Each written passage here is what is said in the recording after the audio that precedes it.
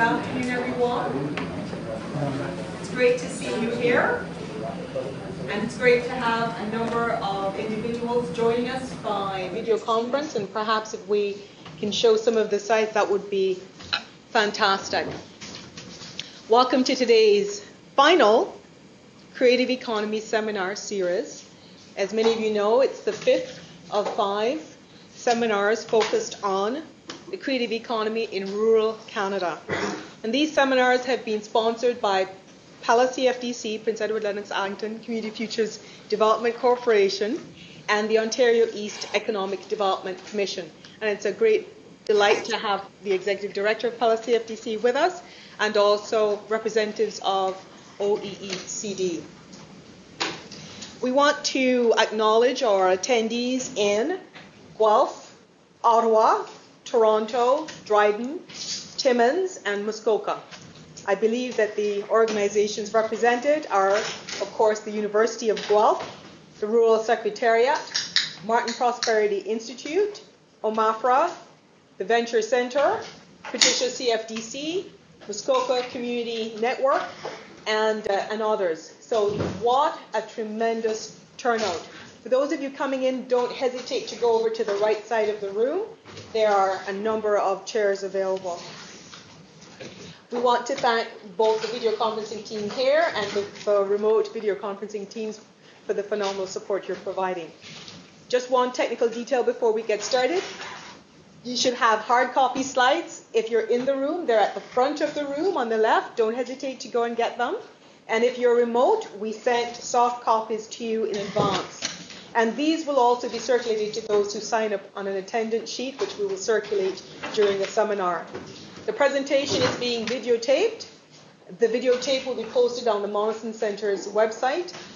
We should actually mention that all previous seminars have had their videotapes edited and will be available on the site by the end of the week. Well, with no further ado, let's get started with today's seminar. We are having a panel, and it's my delight and pleasure to introduce members of the panel. Dr. Betsy Donald, many of you know Betsy well.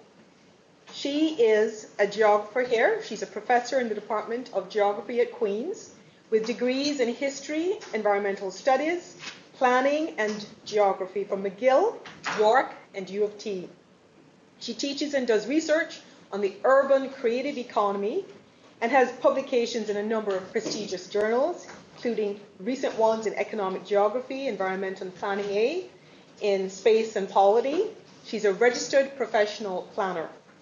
She has consulted on a wide range of public policy issues, and I'm sure we're going to benefit from Betsy's expertise today. There are a number of reports here. Some are on our website, some are available even on the Martin Prosperity Institute's website. I should just mention that Dr. Donald has received numerous awards for her research, including the Governor General's Gold Medal for Academic Excellence. She has been a visiting scholar at Harvard University's Rappaport Institute for Greater Boston in the Kennedy School of Government. And even there, she was examining the new economy, in this case in Boston. I'd like to introduce our next panelist, Dr. Kevin Stolaric. Dr. Stolaric is the research director at the Martin Prosperity Institute at the University of Toronto. He has been dubbed the official statistician of the creative class. It's quite an honor. He's held faculty positions at the College of Humanities and Social Sciences and the H. John Heinz III School of Public Policy and Management at Carnegie Mellon University. He's worked for over a decade with technology and as a manager of strategic projects. He holds a PhD in business admin and an MBA from Carnegie Mellon. He has a BS in honors in applied computer science from Illinois State. He's taught a number of courses. Statistics analysis is something that he doesn't even think about, he just does. It's incredible. I'm sure you're going to see some of that today. I'll just highlight one thing about Dr. Stolaric. His research interests include the relationship between firm performance, information technology, and impacts of technology, tolerance, talent, and quality of place on regional growth and prosperity. He has, as I've mentioned, provided quantitative research and analytical support on creative class issues. Specifically, he's worked with Dr. Richard Florida during the development of his books, The Rise of the Creative Class, The Flight of the Creative Class, and Who's Your City? The research that Dr. Cehlarik contributes to focuses on the development of measures, indicators, and benchmarking approaches with significant impact on the development of creative class theory. Last but not least is, of course, a dear colleague and friend, Craig Desjardins, the Executive Director of the Prince Edward Lennox-Addington Community Futures Development Corporation, Pella CFDC.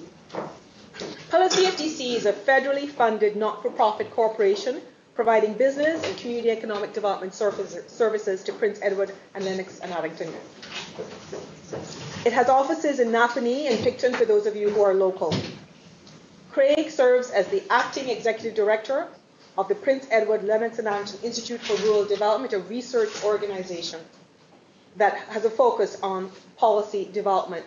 He also serves as an elected municipal official in the city of Quinte West and has degrees from, and I'm very pleased to emphasize this one, an MBA from Queen's, right here in the School of Business, and a BA in Economics from the University of Western Ontario, King's College. We're hearing our remote sites. Perhaps they're saying get going with the main meat of the presentation. I just switched it. What I'd like to do is actually acknowledge that I will serve today, and this is the first time I've done so in the seminar series, as a member of the panel. So I'll start the discussions for today. And for those of you who don't know me, I'm Yolande Chan. I direct the Mollison Center. I'm a professor in the School of Business in the area of Management Information Systems. I study the knowledge economy and knowledge management, and it's a great privilege to be associated with this seminar series, to be associated with these esteemed colleagues, and to have the opportunity to be with you today. So with no further ado, let me start with my own slides. So the challenge for today, the task at hand, is setting an agenda for research on the rural creative economy. Why is this something that the center that I have the privilege of working with is focused on?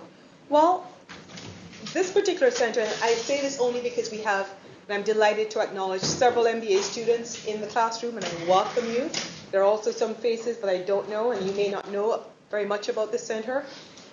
This particular research center has as its focus and thrust knowledge-based organizations and the knowledge economy, of which the creative economy is a part. The center works with organizations, with individuals, with communities to harness knowledge. And we coordinate leading-edge multidisciplinary projects on economic and business issues. We work with faculty, not just at the School of Business, but across campus and outside of the university. The goal is to engage and add value locally and globally. And the website that you see on your slides is important to note, because that is where the various videotapes are located, and a number of creative economy resources are online. What I'm going to do today is to bring to your attention research findings from two of the projects that the center is involved with, and to highlight their application to the creative economy in rural Canada. The first of these projects is the Knowledge Impact in Society project, and Jeff Dixon, sitting in the front row here on my right, coordinates that project and is a key point person, along with myself, if you have questions. I'll just say a very few brief words. This SSHRC-funded, the Social Sciences and Humanities Research Council of Canada funded project, is focused on promoting the vitalization of